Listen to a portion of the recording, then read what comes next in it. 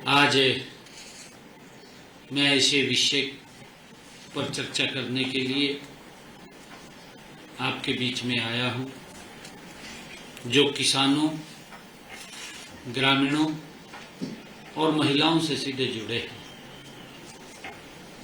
मेरे साथ आज हमारे डेवलपमेंट एवं पंचायत मंत्री कृष्णलाल कुमार जी, हमारे cooperation minister doctor Arvind Sharma जी,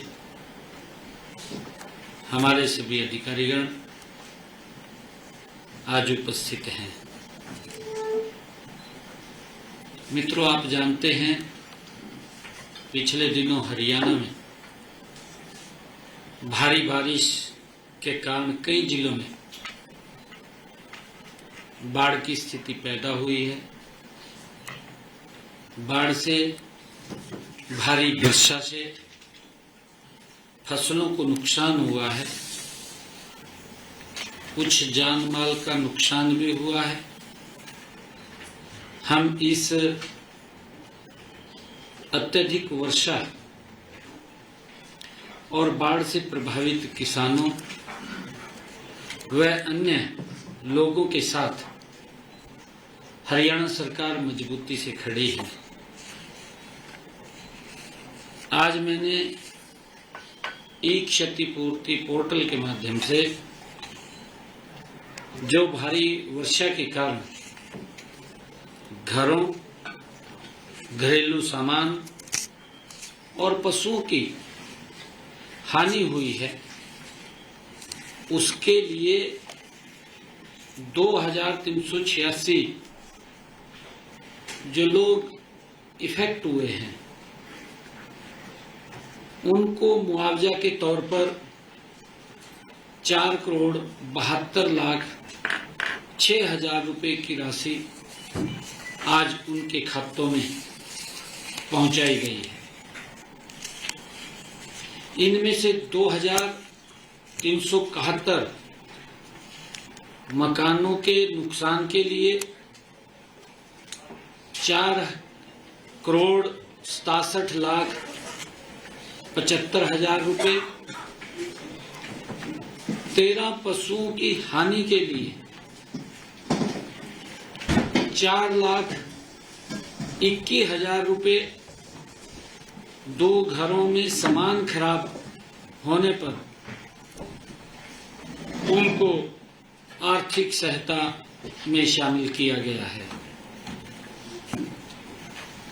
हमने बाढ़ से हुए नुकसान की भरपाई के लिए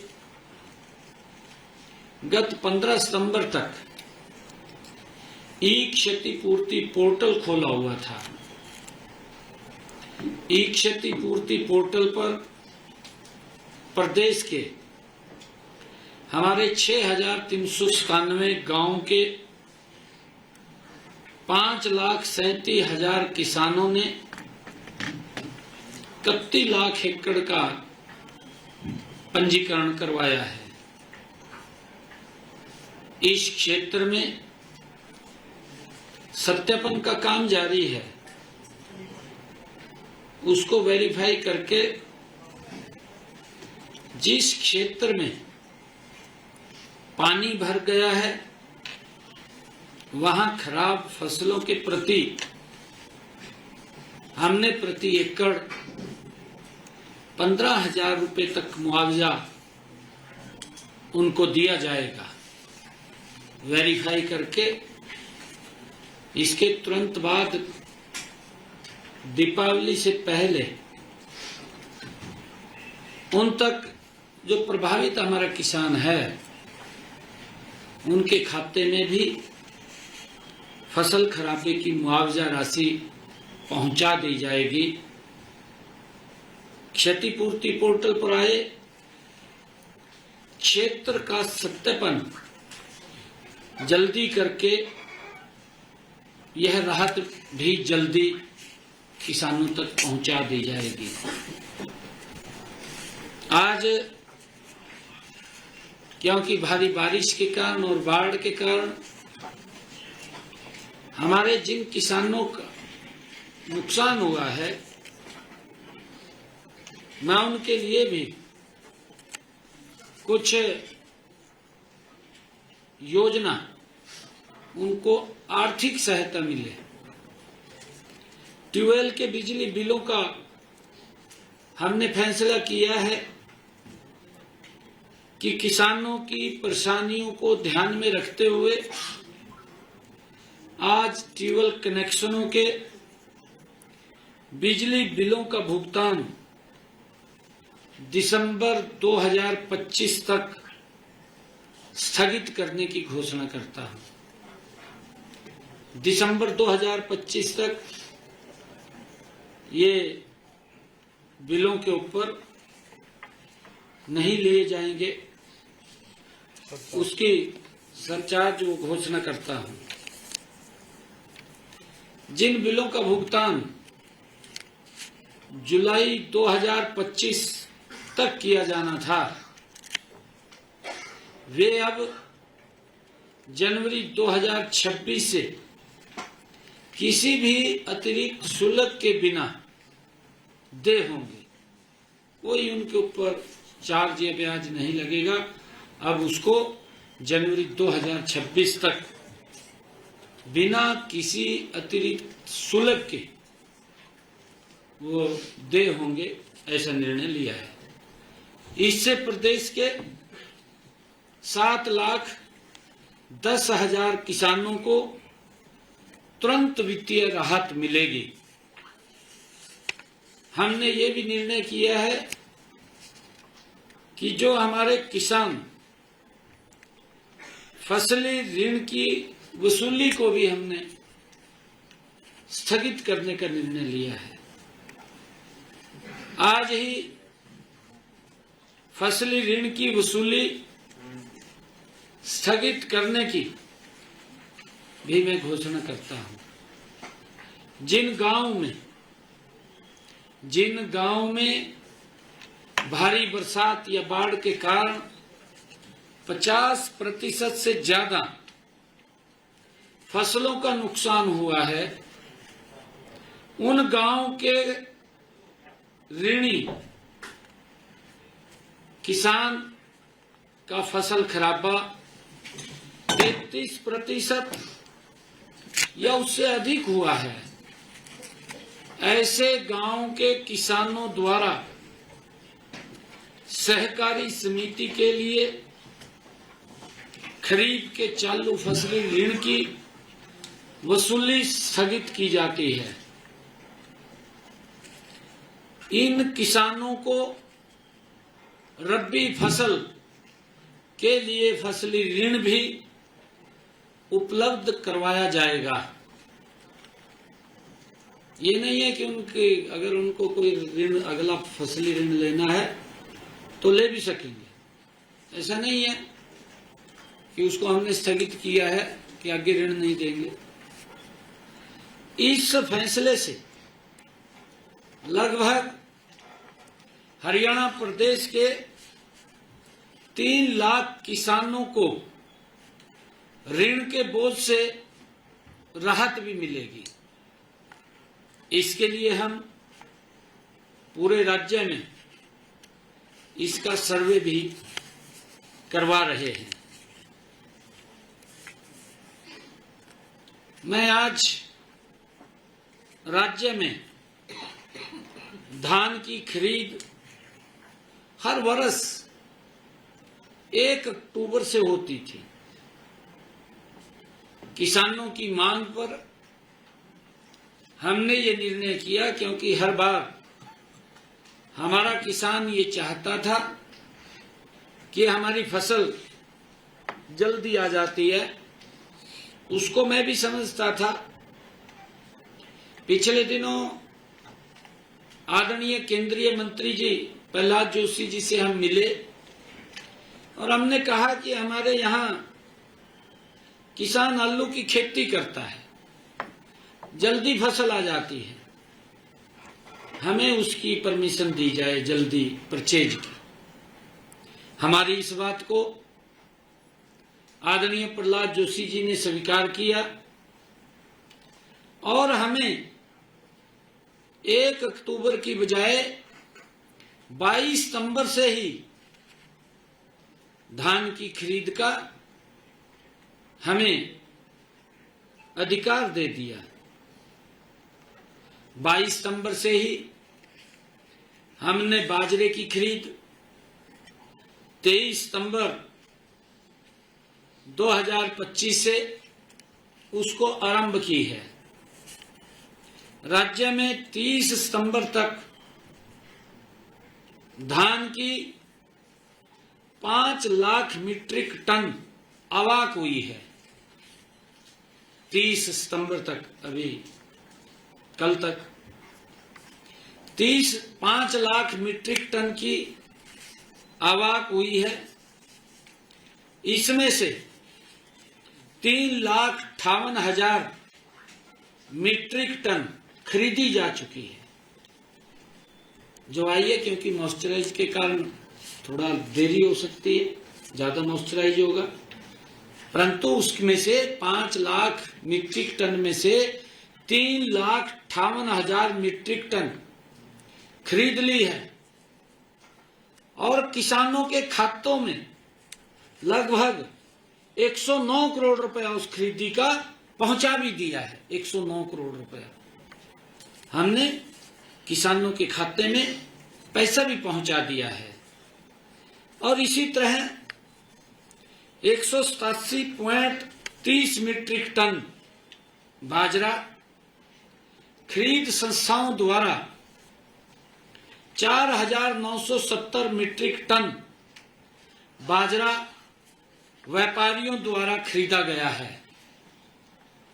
हम किसान को बाजरे के एमएसपी 2,775 रुपए प्रति क्विंटल की अदायगी सुनिश्चित कर रहे हैं, सरकार सुनिश्चित कर रही है।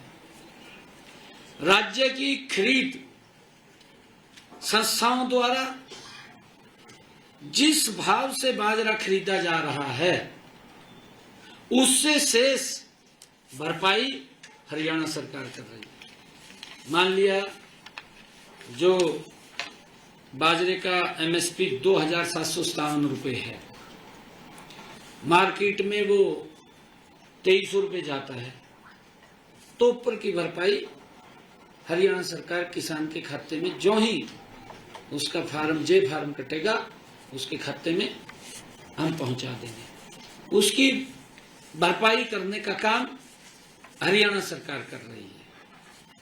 और यदि किसी किसान भाई का बाजरा किसी कारण, क्योंकि भारी बरसात हुई है, खराब होने की वजह से व्यापारियों द्वारा कम मूल्य पर खरीदा जाता है, तो उस स्थिति में भी हम किसानों को उस दिन की निर्धारित भावांतर दर की राशि का भुगतान करेंगे जिस दिन वो खरीदा जाता है।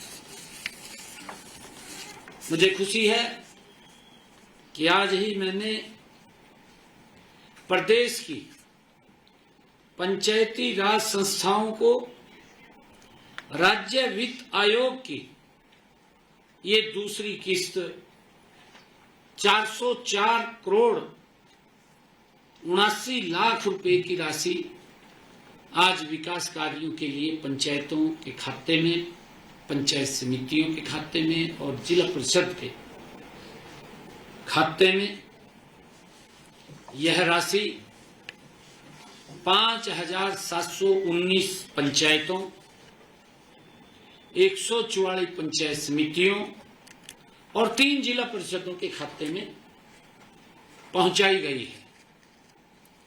हमारी सरकार का संकल्प है, आदरणीय नरेंद्र मोदी जी की सरकार का ये संकल्प है कि गांव में विकास की जो गति है निरंतर बनी रहे। आज जो शहर की सुविधाएं हैं वो भी गांव के अंदर आज उपलब्ध हो रही हैं। ये हमारी सरकार का कमिटमेंट है। मैं ये भी बताना चाहूंगा कि हमने पिछले 4 सालों में पंचायती राज संस्थाओं को पिछले 4 सालों में 3,700 करोड़ रुपए की राशि विकास कार्यों के लिए पहुंचाई है। इनमें से 3,300 करोड़ रुपए सीधे गांव के विकास कार्यों पर खर्च हुए हैं। ये आंकड़े ये इस बात का प्रमाण है कि सरकार का हर पैसा गांव के लोगों का जीवन स्तर सुधारने में लग रहा है। ये इस बात का गारंटी है। हमने 73वें संविधान संशोधन की भावना को ध्यान में रखते हुए पंचायती राज संस्थाओं को अधिक अधिकार, अधिक संसाधन, अधिक जिम्मेवारी सौंपने का निर्णय किया है। हमारा मानना है कि स्थानीय स्तर पर निर्णय लेने की क्षमता जितनी मजबूत होगी, विकास का परिणाम उतना ही प्रभावी होगा। ये हमारा मानना है। मुझे आज बताते हुए, क्योंकि हमारे विपक्षी दल इधर उधर की बातें करते रहते हैं, सुझाव तो कोई अच्छा देते नहीं, बस क्रिटिसिज्म में लगे हुए हैं, अपनी राजनीति चमकाने में लगे हुए हैं। कोई बोलता है कहा ये लड्डू नहीं लड्डू है, हाँ वही लड्डू है, ये लड्डू है जो हर महीने मिलेगा, हर महीने मिलेगा। विपक्षी दलों को तो पीड़ा हो रही है। पीड़ा इस कारण हो रही है, कांग्रेस ने झूठे वायदे किए। हिमाचल में सरकार, कर्नाटक में सरकार, तेलंगाना में सरकार, कांग्रेस झूठ बोल करके सत्ता में आ गई। परंतु हमारी बहनें आज भी देख रही हैं कि मिलेगा कुछ, पर लड्डू अपने आप खा जाते हैं, वो किसी के लिए नहीं छोड़ते। ये कांग्रेस के डीएनए के अंदर है, ये कांग्रेस के नेचर में है। झूठ बोल करके वोट तो ले लेते हैं, परंतु सुविधाएं नहीं देते, सुविधाओं के नाम के ऊपर शोषण करते हैं। और यही हाल पंजाब में किया, पंजाब में भी यही हाल किया। क्योंकि इसलिए किया, वो दोनों के दो इंडी गठबंधन के लोग हैं, एक थाली में बैठ करके भोजन करते हैं, अंदर बाहर लोगों को दिखाते हैं कि मैं इसका विरोधी हूं, मैं इसका विरोधी हूं, पर अंदर एक जगह बैठे हैं। एक जैसी सोच है, एक जैसी नीति है, एक जैसी नीयत है इन गठबंधन के लोगों की। ये कहां देंगे? ये तो वोट लेना जानते हैं, फिर उसमें से लोगों का शोषण करते हैं, तड़पते रहते हैं लोग। ये कहने ने तो बड़ी वीडियो वायरल हो रही है, पंजाब के मुख्यमंत्री की ट्रोल की है लोगों ने, पंजाब के लोगों ने की है बहुत ज्यादा। वोट लेने के समय क्या क्या बोल रहा है, वो सब बातें पंजाब के लोगों के पास पहुंच रही है। परंतु एक कहावत मेरे याद आ रही है, कहें तो सुनाई थी है?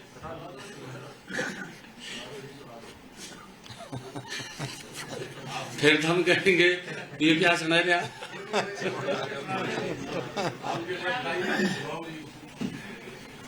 एक व्यक्ति था, वो गया गंगा जी में स्नान किया, गंगा जी से प्रार्थना की कि मेरे को एक शंख दे दे, ऐसा शंख दे भी जो भी मैं कहूं वो आ जाए। उन्होंने तपस्या करी, उनने शंख दे दिया, उनने कह दिया भी एक ही है और नहीं है, कभी बाद में कहे जितना मांगेगा उतना दे देगा। वो लेकर चल दिया। अगले दिन सवेर रास्ते में कहीं रुकिया, शंख कार्ड का दो का मैं का पड़ोस ने कहा भी मेरे को इतने पैसे चाहिए, उन्हें दे दिए, बिल्लो जी। ज्यादा आगा गया और चोरी हो गया, किसी ने चोरी कर चोरी हो गया तो फिर गंगा पर गया, कहा जी वो तो चोरी हो गया। कहा मैंने कहा था भी और नहीं मिलेगा, एक ही मिलेगा, परंतु एक संक और दे रहा हूं मैं, जितना मांगेगा ये कहेगा आप एक मांगेंगे, कहेगा 2 लाख रुपए ले, पर लेने देने में कुछ नहीं है। ये उसने उसको संक दे दिया, ये वो जयकरा कहकरा भी 1 लाख चाहिए, कहा 2 ले, और कहा 2 चाहिए 4 ले, पर लेने देने में तो कुछ भी नहीं। ये हालात पंजाब में कांग्रेस का भी है और आम आदमी का भी है। ये तो इस प्रकार के संक हैं, कहने ने तो बहुत कुछ कह रहे हैं, पर लेने देने में कुछ नहीं है। ये हालात है। बाढ़ के अंदर भी पंजाब के किसानों की स्थिति खराब हुई है। भाई जब तो बहुत ज्यादा बोलता था, किसानों को कहता था मुझे आवश्यकता नहीं है, भाई उस बातों के ऊपर पूरा उतरना चाहिए, गुमराह नहीं करना चाहिए। महिलाओं को बोल दिया पंजाब के अंदर भी, हिमाचल के अंदर भी, हम इतना पैसा देंगे वोट दो, वोट दे दिया, और अब तक कहीं दिखाई नहीं दे रहे, कोई 5 पैसा नहीं पहुंचाया।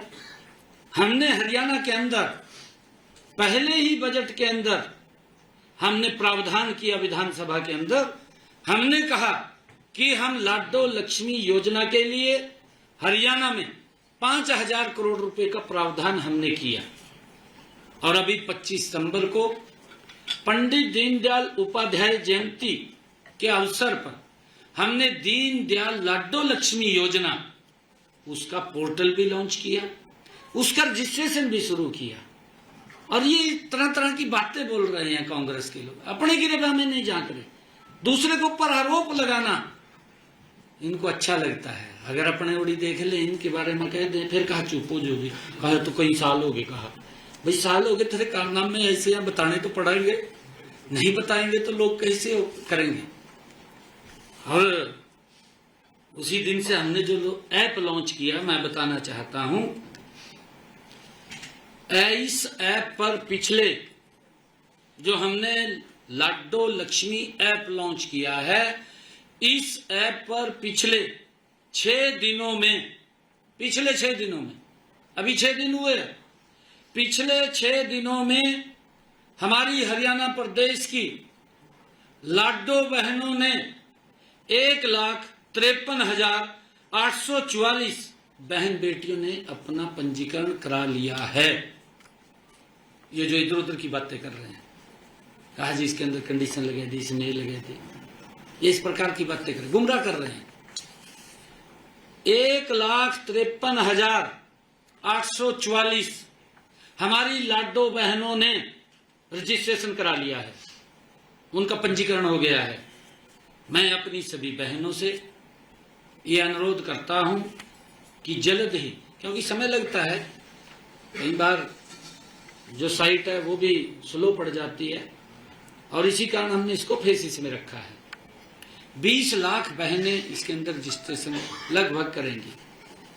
मैं सभी बहनों से अनुरोध करता हूं कि जल्दी अपना पंजीकरण करवा लें, ताकि हम इस योजना की पहली किस्त जल्दी आप लोगों के खाते में हम डाल सकें।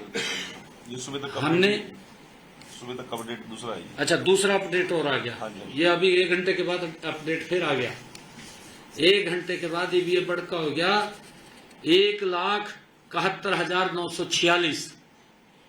1 घंटे के अंदर ये अपडेट आया है। कितनी गति से रजिस्ट्रेशन हो रहा है, रजिस्ट्रेशन हो रहा है, ऐसा नहीं है, क्योंकि कांग्रेस विपक्षी दल में प्राण नहीं रहे, क्योंकि उन्होंने किया नहीं, भ्रष्टाचार किया है, लोगों को तंग किया है, लोग घूमते रहते थे, नौकरियां बिकती थी, क्या हालात थे, गैस का सिलेंडर लेना होता था, लाइन में लगना पड़ता था।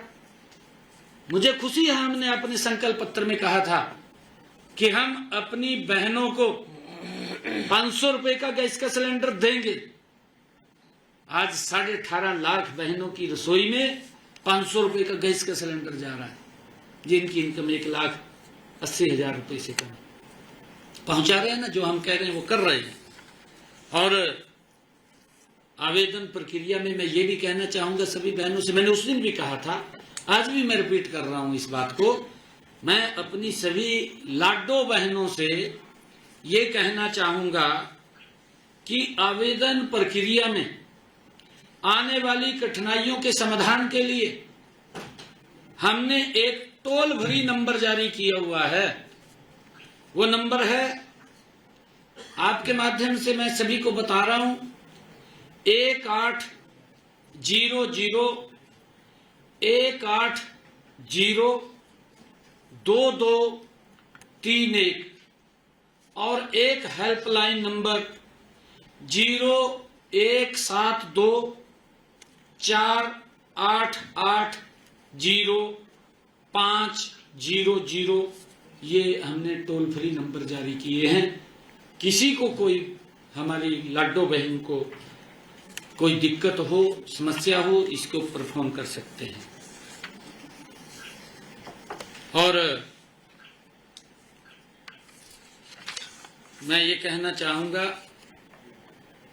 कि CFC की जो किस्त है वो भी दीपावली तक वो जारी कर दी जाएगी। इन त्योहारों के पर्व पर मैं हरियाणा प्रदेश वासियों को और आप सब पत्रकार एवं छायाकार मित्रों को मैं बहुत बहुत बधाई और शुभकामनाएं देता हूं। चाहे नवरात्रे, हमारे माँ के नवरात्रे, विजयदशमी का पर्व, हमारी दीपावली का पर्व, भैया दूज के पर्व, लगातार भगवान विश्वकर्मा डे, इन सब महापर्वों की आप सबको भी, हरियाणा प्रदेश वासियों को भी, देशवासियों को भी मैं बहुत बहुत बधाई और शुभकामनाएं देता हूं।